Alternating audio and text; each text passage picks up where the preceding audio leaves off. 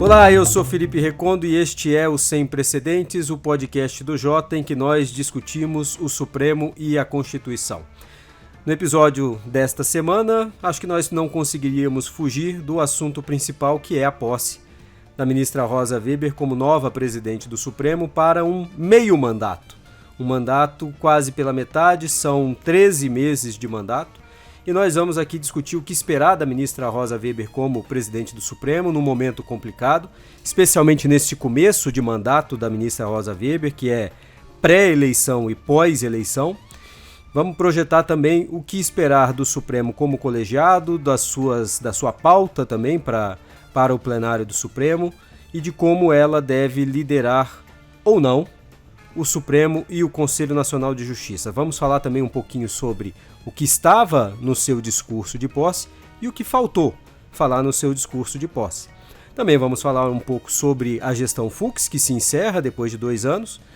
E nos nossos fatos, decisões e personagens da semana, nós temos muito assunto também a falar. Então nós vamos ter uma primeira rodada relativamente mais magra e uma segunda rodada mais cheinha.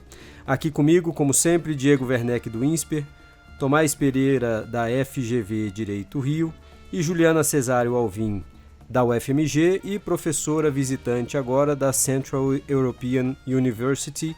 A Juliana fala de Viena, que coisa boa. Diego, eu queria começar com você, porque você escreveu um texto sobre a ministra Rosa Weber e a posse dela, dizendo que ela tem um encontro marcado com a relação entre os poderes, separação de poderes, né? Então queria te ouvir sobre este ponto e depois já emendo também sobre um dos processos que a ministra carregou consigo para a presidência do Supremo e que deve pautar até o final do ano e que certamente tem relação com isso que você quer dizer. Diego. Felipe, a ministra Rosa Weber, né, a trajetória dela é distinta do resto do tribunal em vários aspectos. Nós já mencionamos na conversa da semana passada, por exemplo, a relação dela com a imprensa, a discrição, o uso mais contido de poderes monocráticos. Mas acho que tem uma questão que atravessa essas dimensões e que a ministra Rosa Weber sempre foi uma juíza que enfatizava muito o que ela não podia fazer, né? Não podia falar, não deveria dar decisões individuais, não poderia ficar se encontrando com políticos ostentando influência, né? Então ela sempre foi a juíza do limite, né? Não que outros ministros do Supremo também não reconheçam limites aqui e ali, mas acho que esse era um tema recorrente da trajetória dela. E no caso, nos últimos anos, a gente observou também que mesmo no que se refere à separação de poderes e aos limites da intervenção do Supremo em áreas de atuação de funcionamento interno do Congresso, por exemplo, a ministra Rosa Weber deu alguns passos que vinham em contraste com a sua própria trajetória, né? Então, por exemplo, a decisão do orçamento secreto. E é interessante pensar que no Supremo, ainda assim, no Supremo em que esse processo de expansão de poder está acontecendo a olhos vistos nos últimos anos, uma ministra que tem uma trajetória na contramão desse processo, ela pode até está avançando, mas ainda é um avanço com o freio de mão puxado no cenário maior, assim. E eu acho que as pessoas percebem isso. Acho que é diferente uma ministra como a Rosa Weber dar uma decisão mais interventiva e outros ministros que já são muito mais assim, generosos com seus próprios poderes fazerem a mesma coisa. Então acho que nesse caso do orçamento secreto, por exemplo, acho que foi fundamental ter sido a ministra Rosa Weber a dar essa decisão, né? Insuspeita de motivações, né, ulteriores, político-partidárias, não tem uma trajetória de tentar ampliar o seu poder ou do tribunal.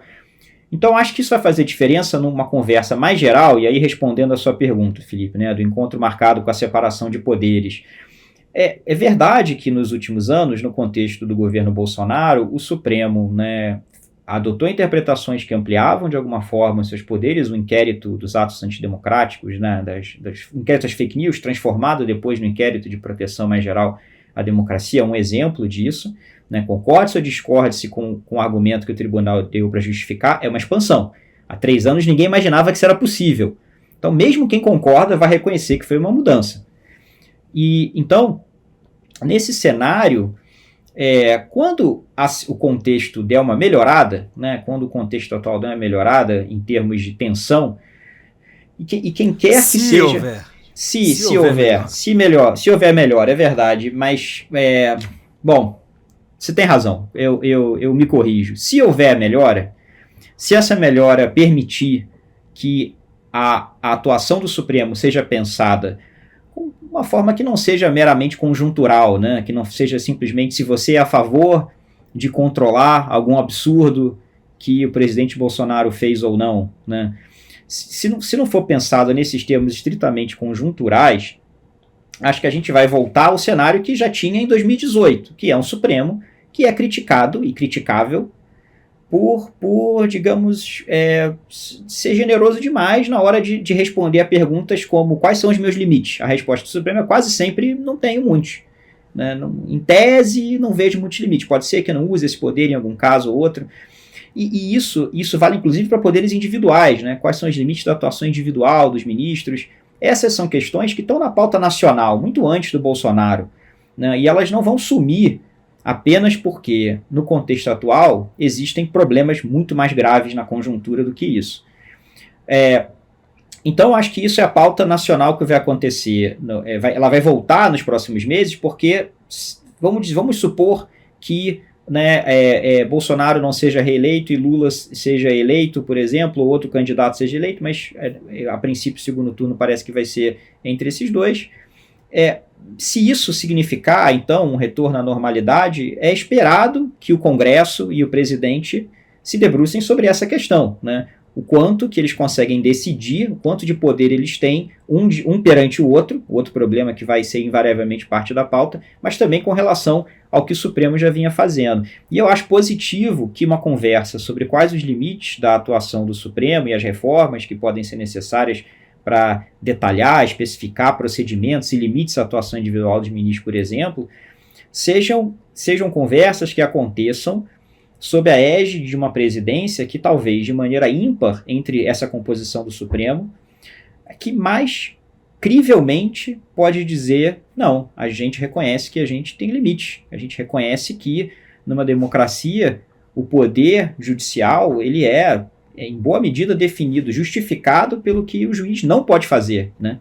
E não pelo que o poder que de fato ele tem sobre os outros poderes. Porque se for só esse segundo lado, aí o juiz pode tudo e fica difícil imaginar o que justifica então esse amplo poder. Eu acho que é boa notícia que isso seja discutido dessa forma, que eu imagino que vai ser na presidência da ministra Rosa Weber, apesar de curta.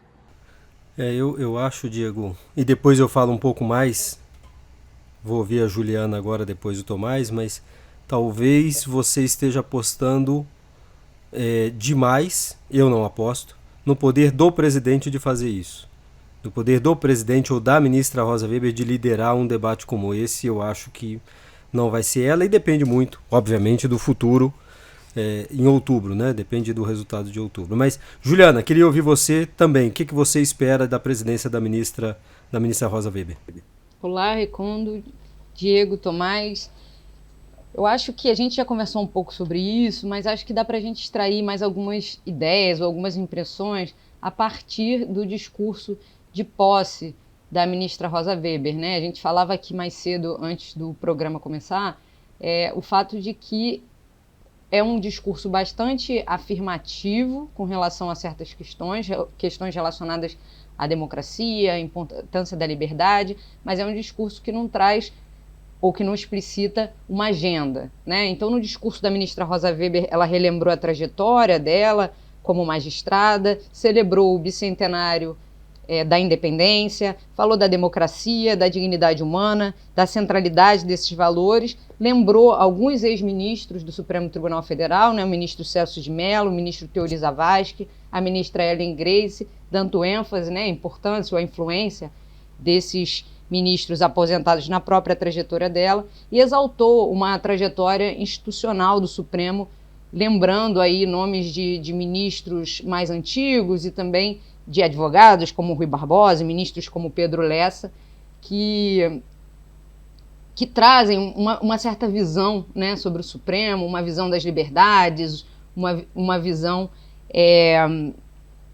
de uma instituição forte que pode proteger esses valores constitucionais, né? Mas o que a gente não viu nesse discurso da ministra Rosa Weber é exatamente o que ela pretende fazer nessa nova posição que ela assume, essa posição de presidente do Supremo Tribunal Federal. E aí, um pouco pegando do que o Diego já trouxe, acho que existiriam muitas possibilidades, né? Muitas agendas possíveis para ela tentar avançar a partir dessa posição. Então, eu consigo imaginar aqui uma agenda de jurisprudência, então casos relacionados à matemática, ou casos relativos a direitos fundamentais, ou casos relativos a federalismo, enfim, alguma agenda que ela pudesse querer avançar, isso seria uma possibilidade. Uma outra possibilidade seria, Diego mencionou, questões procedimentais, então aperfeiçoar os mecanismos de colegialidade do Supremo, de deliberação. Ela poderia querer avançar com pautas dentro do CNJ, né? Poderia cuidar de questões da relação entre os poderes e ainda poderia pensar em inovações institucionais. Então, se a gente for pensar na própria presidência do ministro Fux, que partilha, né, com a ministra Rosa Weber o fato de ser magistrado de carreira, o ministro Fux buscou incrementar, né, o Supremo em novas frentes, então criando uma revista jurídica, áreas de pesquisa e coisas do tipo. Tudo isso, a ministra Rosa Weber, ela poderia querer dar o seu toque, né, deixar sua marca em todas essas frentes. A ausência de menção a qualquer um desses elementos, né, no seu discurso, numa perspectiva futura, prospectiva, de agenda, talvez indique que ela não vá fazer tudo ao mesmo tempo, né, que ela não vá atirar em todos esses lados. É possível, então acho que essa seria a minha aposta, o meu palpite, que ela vá talvez focar em alguns desses elementos, seja pelas próprias características dela, seja pelo tempo reduzido do seu mandato à frente da presidência. Então é possível que ela eleja aí um ou outro caso que ela queira deixar sua marca antes de sair. Você noticiou, Recondo, né, os casos que ela selecionou para levar para a presidência, né, para não abrir mão como relatora. Pode ser que esses sejam os casos, pode ser essa questão do procedimento que o Diego mencionou, mas eu acho que isso aí talvez ela própria vá aferir ao longo da sua presidência. Acho que isso talvez possa estar condicionada aos ataques que o Supremo venha a sofrer e o papel que ela vai ter que assumir talvez mais à frente ou mais protagonista como uma defensora da instituição. Então eu acho que isso vai depender, mas não me parece, e aí comparando um pouco, né, com a presidência do ministro Fux, que ela vá abrir muitas frentes, né, de inovação. Eu chutaria, eu sugeriria que ela talvez vá tentar concentrar o legado dela em coisas que ela realmente considera cruciais. E são dois processos importantíssimos, né? Dois dos processos que ela levou são importantíssimos. Até três, tem um de precatórios, que tem uma consequência muito objetiva, tem o processo sobre descriminalização do aborto, que ela levou e vai liberar para julgamento ano que vem, e tem do orçamento secreto, que ela deve pautar para julgamento em novembro deste ano, novembro ou dezembro. Então são realmente casos, talvez aquela coisa, né, Juliana, juiz de carreira fala nos processos que julga. Talvez ela vá fazer isso, escolhendo esses casos, ela já deixa a sua marca. Tomás, e você? A gente já falou um pouco sobre isso. Eu concordo, acho que a gente tem que pensar na atuação dela como frentes diferentes, né? Você falou sobre a capacidade de liderança, né? Será que a ministra Rosa Weber vai ser capaz de gerar alguma grande mudança regimental que pudesse, por exemplo, beneficiar, gerar efeitos positivos em relação a alguns problemas que a gente sempre aponta do Supremo, né? Sobre a monocratização, a sua fragmentação. Eu não esperaria nada muito bombástico, né, que alguém vai chegar e vai reformar, mas é possível gradualmente, com pequenas reformas, a gente ir gerando, né, benefícios. A gente tem visto isso em alguma medida. Eu acho que a ministra Rosa Weber tem compromisso com esse tema. Eu acho que ela não é a única, eu acho que tem outros ministros supremos do Supremo que têm uma preocupação. E eu acho importante, talvez seja, que uma coisa é a sua capacidade de liderança, né? Então, vamos ver qual é a capacidade de liderança da ministra Rosa num tema como esse, que é um tema sensível. Mas também tem o outro lado, né? A liderança é algo positivo. Ela não tem o ponto negativo, né? Que é não ter um grande esqueleto no armário, não ter algo que impede ela de fazer isso. Então, eu chamaria atenção para o fato de que em relação a algum tipo de reforma pontual, o Supremo começou a decidir propostas relevantes, que têm potencial de serem transformadoras, né, sobre monocráticas dadas por ministros do Supremo, especialmente em casos, né, de ADIM, né, esses tipos de casos. E tinham propostas na mesa para serem votadas numa administrativa. Quem pediu vista nesse tema foi o ministro Fux, né? Logo antes de assumir a presidência. E parte do que ele meio que disse na época é: vou trazer isso na minha presidência. E ele não trouxe em 2 anos. Claro que foram 2 anos conturbados, com muita coisa, mas um dos motivos que a gente sabe que o ministro Fux não trouxe em 2 anos é que tinha ali uma discussão interna no Supremo, que é: qualquer regra que eles colocarem agora vai valer só daqui para frente ou vai valer para trás? Porque vários dos ministros têm alguns casos em que eles não apresentaram, não colocaram o tema para decisão do colegiado, e que eles teriam então que colocar. O ministro Fux é uma das pessoas. O ministro Fux foi quem segurou, né, primeiro auxílio moradia, e tem agora a questão de juiz de garantias por anos, né? Então ele era uma pessoa que, mesmo que ele tivesse o desejo, e mesmo que ele tivesse a capacidade para fazer isso, ele, digamos, não estava numa posição em que ele pudesse cobrar esse tipo de comportamento de outros ministros com tranquilidade, ou aceitar uma regra que valesse para trás, pelo menos para ele não parecer estar disposto a isso. A ministra Rosa Weber essa era a briga, essa inclusive, pessoa. Essa era a disputa, Tomás, de fato, expressa na sessão administrativa pelo ministro Gilmar. Então tá, nós vamos fazer isso para trás também, e aí realmente foi o momento em que se pediu vista. Então a gente vai exatamente ter que... isso. Né, vamos ter que ver. Acho que a ministra Rosa Weber tem esse potencial. Né? A ministra Rosa Weber é alguém que tem uma preocupação institucional. Né? Ela tem. Acho que é dela. Né? Até com... Mas você não acha, Tomás, que isso está mais ou menos resolvido com o plenário virtual e que esses casos vão ser exceção?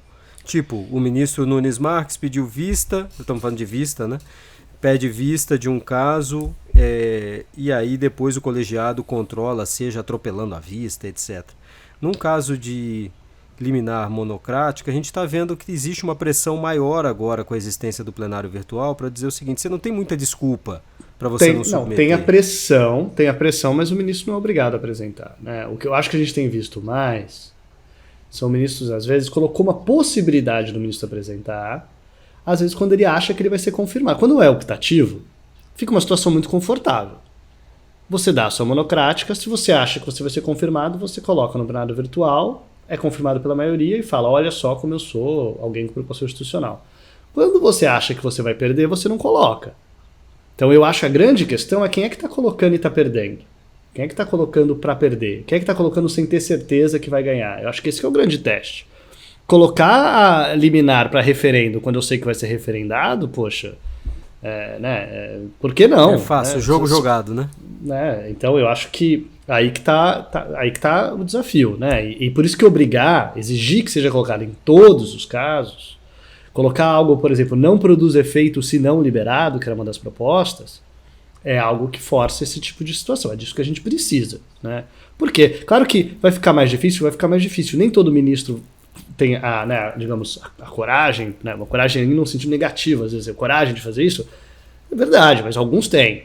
E mesmo quem não tem em todo caso, tem alguns que são muito importantes, né? Então tem ministro que não interessa a pressão pública a que esteja submetido, é capaz de ficar segurando um processo por anos. Talvez até segure mais para mostrar que não cede à pressão pública. Então também acho que não dá para a gente colocar isso de barato como já está resolvido.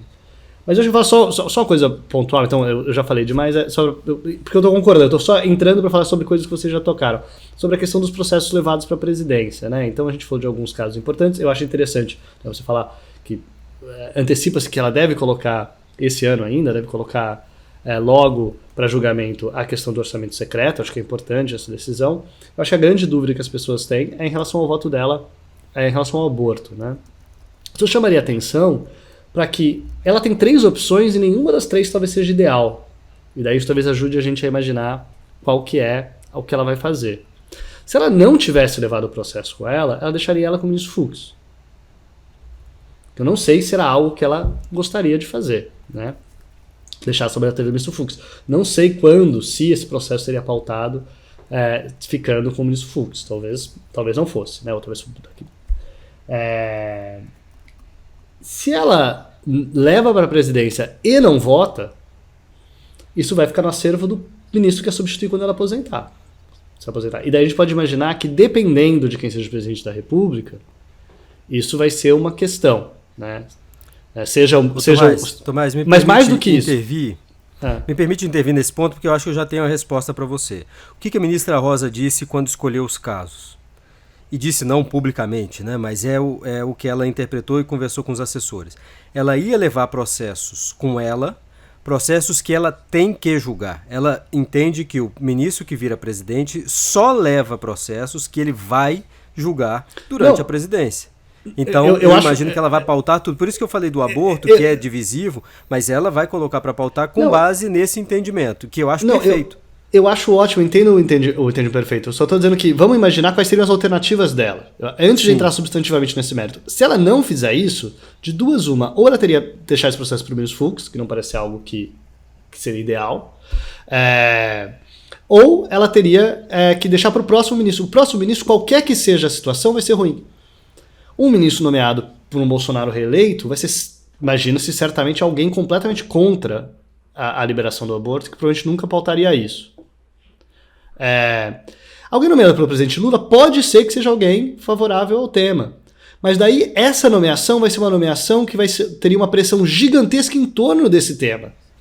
Seja da parte do próprio presidente na sua escolha, antes mesmo, seja da parte do Senado. Não tem como. Toda a sabatina, toda a discussão, toda a votação no Senado seria em torno de o ministro que será relator desse processo, que também eu não acho que parece ser uma coisa ideal. Então, dado tudo isso, me parece que realmente a solução, não parece melhor ela votar, nem que seja para acontecer o que talvez a gente espere, que seja, ela vai dar um voto. É muito provável que o ministro André Mendonça peça a vista. Não se sabe se vai ser uma vista que será devolvida quando, né? Talvez ela seja talvez vai ter muita pressão para essa devolução, talvez. Mas bem ou mal, o legado dela tá aí. Ela pautou, ela votou, ela deixou o voto dela. Mesmo que a gente vá ficar talvez nessa situação meio complicada, que é a situação do Supremo Tribunal Federal, parecida com a que a gente ficou com liberação de drogas, né? Acho que imagina-se que um voto do ministro Rosa Weber será um voto favorável à liberação, em alguma medida. Quão favorável, qual vai ser os parâmetros, eu não tenho como adivinhar. Mas acho que alguma medida favorável todo mundo imagina que vai ser.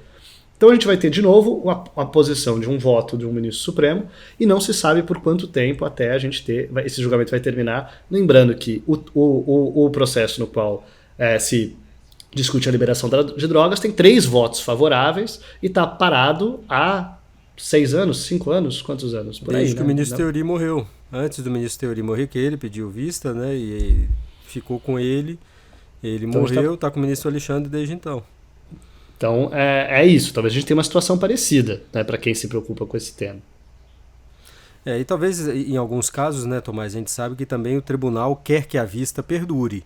E nem os ministros fazem pressão para que isso volte. Eu imagino que esse caso de aborto vai durar anos, esse julgamento. Claro. Eu acho só para enfatizar por que eu estou falando disso. Porque às vezes o legado, as pessoas não têm controle sobre qual é o seu legado. Às vezes o legado que você tem é o legado que dá para você ter. Talvez num caso como esse, o legado da ministra Rosa Weber vai ter feito audiência pública, ter pautado, ter deixado o voto dela, e a partir daí ela perde o controle. Iniciado o julgamento, basta iniciar o julgamento, já é um legado.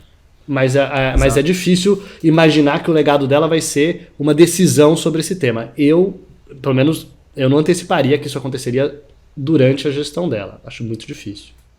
Eu falei pro Diego que ia trucá-lo aqui na nossa troca de mensagens, e o que eu mencionei, Diego, talvez seja um pouco de otimismo nós acharmos que o presidente do Supremo hoje, qualquer que seja, ele tem esse poder, grande poder de influência.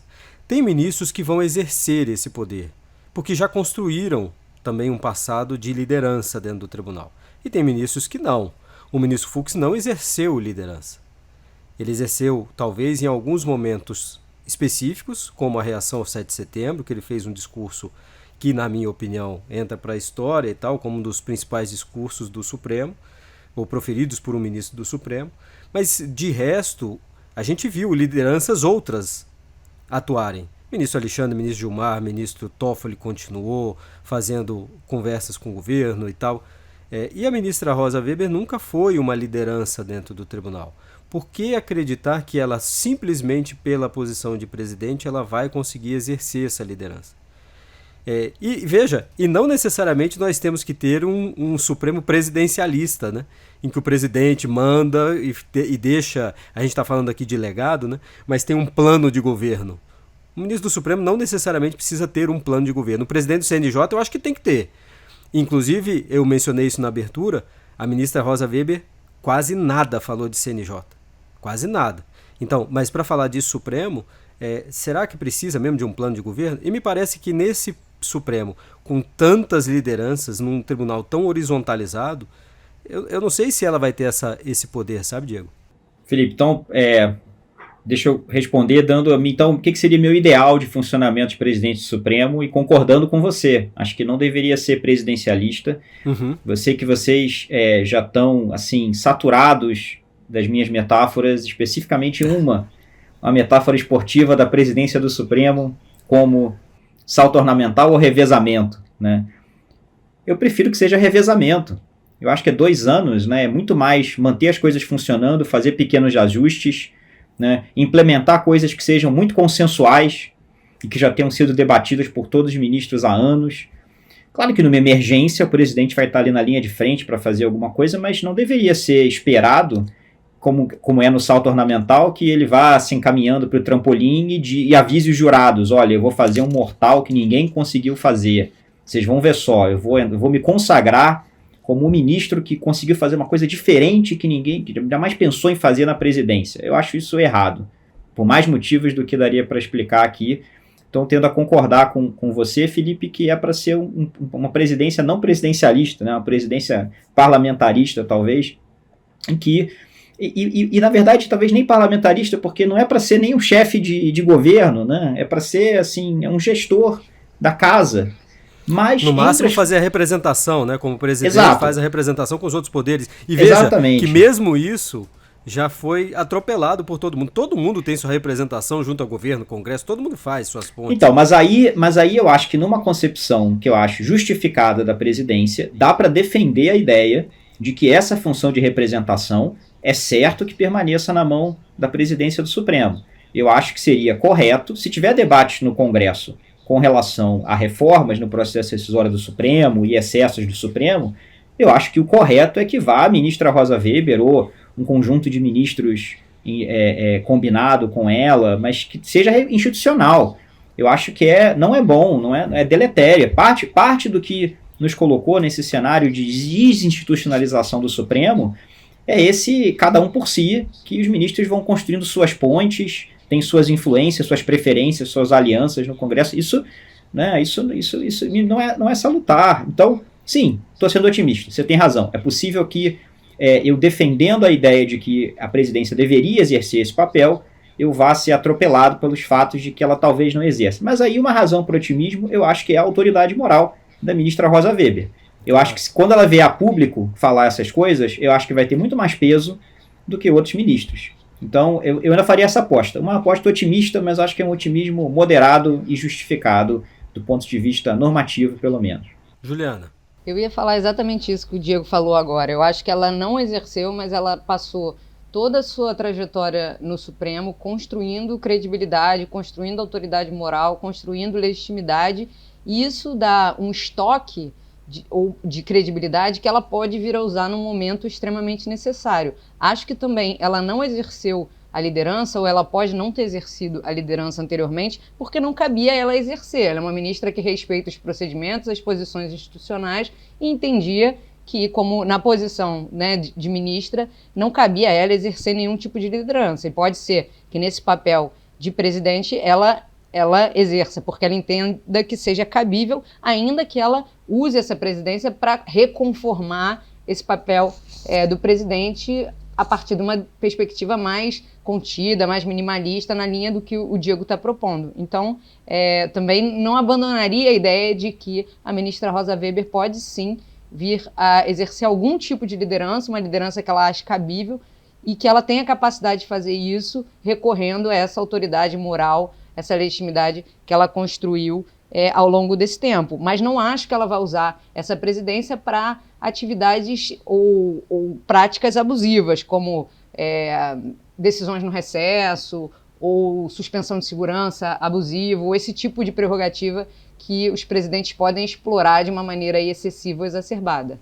Ou mesmo, né, Juliana, pautas individualistas, né, como presidente. A gente está falando aqui novamente de legado, de marca, o Diego com a metáfora do salto triplo, mortal, carpado, hermenêutico, lembrando o ministro Aires Brito, ou revezamento. A gente não precisa esperar da ministra Rosa algo nesse sentido, né? Se fizer um bom revezamento, já está ótimo, né? A gente viu isso no passado acontecer. Se fizer isso, tá bom. Exatamente. Exatamente. E numa presidência que tem no meio do caminho esse fato marcante que é a eleição. Então, talvez esse planejamento até outubro tira, não vai pautar nada que seja polêmico, depois tem alguns encontros marcados, esse de orçamento secreto, e aí sim a gente vai ver alguma definição. E só para também já demonstrar o porquê do meu, não pessimismo, mas dessa aposta, a gente sabe que as transições no Supremo são de 1 ano, os mandatos são curtos, e a gente já sabe que o ministro Barroso também já está pensando na sua presidência. Então isso já demonstra que necessariamente vai ter que ser um revezamento. Acho que o ministro Aires Brito fez isso, né? Ele colocou o julgamento do mensalão, ele tinha 7 meses, né, de gestão, tinha que ser necessariamente um revezamento. E talvez a ministra Rosa vai fazer isso, se for, já é ótimo. Vamos aqui para a nossa rodada final. Eu queria chamar primeiro a Juliana para a gente falar dos fatos da semana. No final das contas, a gente acabou chegando a essa conclusão, né, Juliana? Temos fatos da semana. Qual que você destaca? Eu destacaria a decisão, então, do Supremo, que foi baseada no voto do ministro Gilmar Mendes, que restringiu o compartilhamento de dados, né, entre os órgãos da administração pública federal. Né? Havia um decreto que foi editado antes da própria emenda sobre proteção de dados, né, que foi acrescentada, que alterou a Constituição, mas esse decreto previa uma série de possibilidades de compartilhamento de dados que foram conformadas a partir dessa decisão, né? Então o ministro, com seu voto vencedor, o ministro Gilmar Mendes, ele optou não por declarar o decreto inconstitucional, alegando que o decreto anterior era ainda mais permissivo, que isso geraria uma lacuna perigosa, mas ele estabeleceu uma série de parâmetros, muitos deles relacionados à proporcionalidade, fundamentação, tudo isso, para conformar esse compartilhamento de dados, para evitar, né, uma vigilância do Estado sobre os cidadãos, um controle exacerbado, uma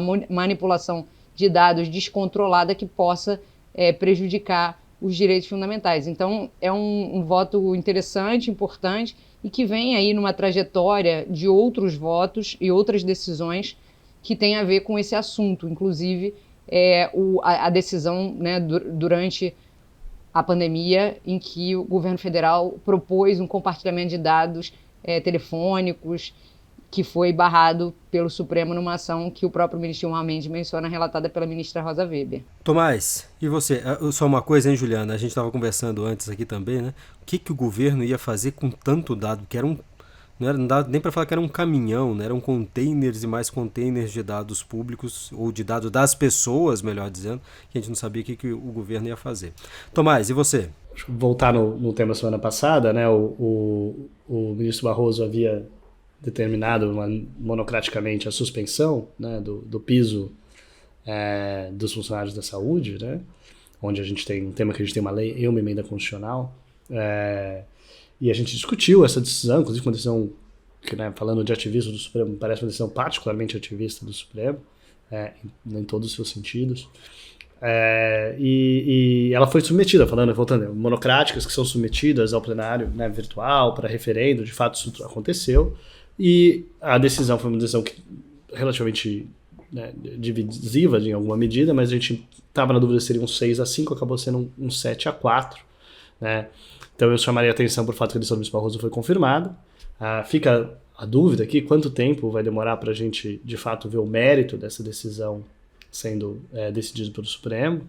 Eu acho curioso, né, imaginar, né, que isso fique suspenso permanentemente, me parece um problema, né, João, a gente tem uma emenda constitucional e uma lei sobre esse tema no momento, mas eu chamaria atenção talvez para quem está na divergência, nessas coisas que às vezes chamam a atenção das pessoas, né? Os ministros vencidos foram ministra Rosa Weber e ministro Fachin, que você pode imaginar nas suas apostas, imaginando que eles votam juntos, o ministro Cássio Nunes e o ministro André Mendonça, que você pode imaginar nas suas apostas como votando juntos, mas deve surpreender muita gente ver os 4 juntos como vencidos, mostrando como essas composições do Supremo são variáveis. Chamaria atenção de novo. Me parece uma decisão que para uma ministra como a ministra Rosa Weber, ela é duplamente fácil, ela é uma decisão que seria favorável a um direito social e restritiva do Supremo, né? Então essa é muito mais fácil. Às vezes é difícil você imaginar como que os ministros vão votar quando essas coisas se entram em conflito, quando o que eles imaginam que é a função do Supremo e o que eles gostariam de ver acontecer no caso concreto se chocam. Eu acho que a ministra Rosa Weber, quando já chama atenção, é alguém que, com frequência, tem uma postura institucional, tem uma postura de privilegiar o que ela imagina que seja a função do Supremo. Isso não é verdade para todos, mas eu acho que nesse caso é um caso relativamente fácil para ela, porque ela imagina que seja a função do Supremo e beneficiar a realização, concretização, no caso de um direito social, no caso um piso salarial para uma profissão diretamente relacionada à efetivação de direitos fundamentais no Brasil, direito à saúde no caso.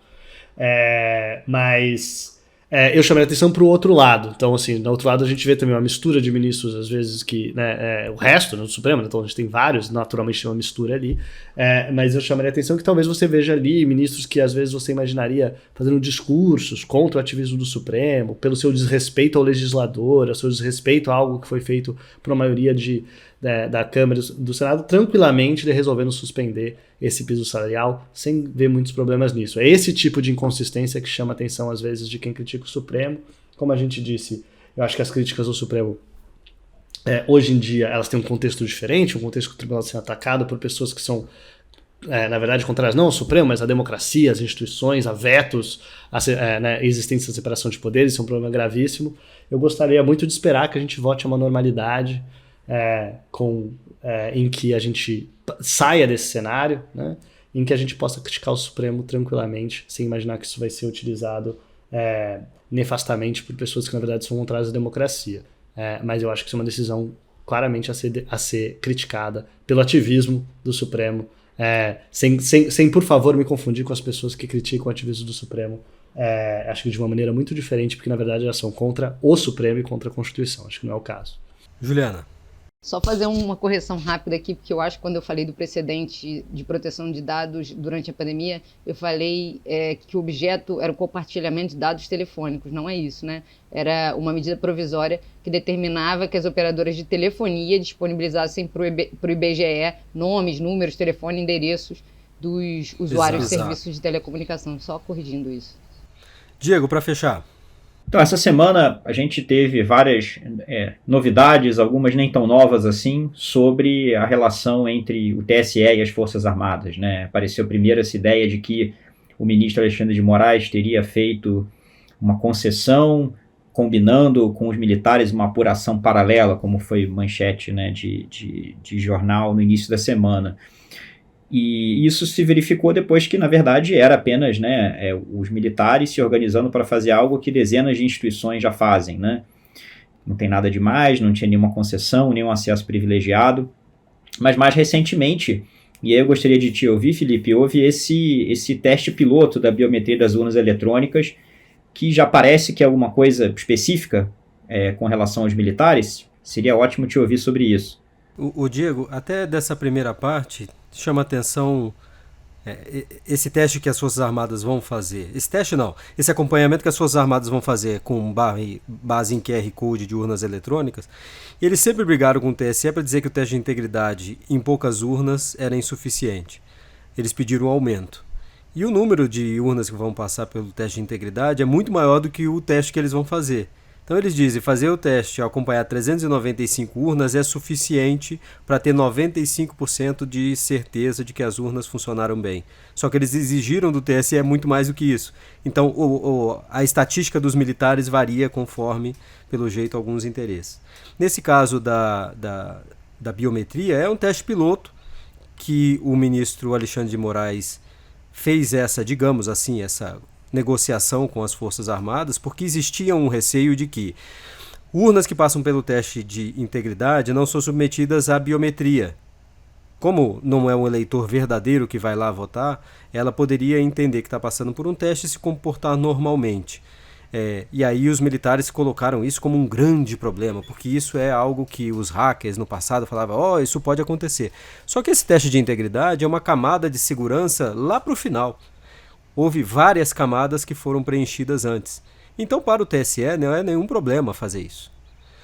A grande questão, no final das contas, era fazer concessões e o problema de origem, né? Por que diabos os militares estão participando desse negócio? Mas aí a gente vai ter que voltar ao Barroso, criticar a sua postura e a sua decisão de convidar os militares para fazerem parte desse processo. Mas essa concessão, ou esse teste novo de biometria, vai chegar à conclusão óbvia de que a urna é segura, eles não vão conseguir achar nada nesse teste.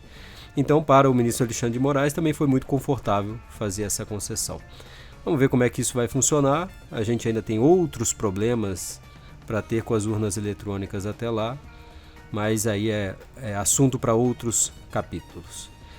Gente, obrigado mais uma vez. A gente volta mais uma semana com mais um episódio sem precedentes. Tomás, obrigado pela sua gordura de tempo aqui. Juliana, Diego, até semana que vem. O Jota desenvolveu uma plataforma inteligente para quem trabalha com política. Agora ficou mais fácil antecipar cenários, ficar por dentro dos bastidores políticos e utilizar as nossas ferramentas inteligentes de análise de dados para ter mais previsibilidade institucional nos 3 poderes. Tenha acesso aos nossos alertas e apostas da semana, análises políticas exclusivas e reuniões com os nossos especialistas, relatórios especiais, ferramentas de inteligência artificial e eventos exclusivos com as figuras mais importantes da política nacional. JProPoder, a plataforma número 1 de relações governamentais no Brasil.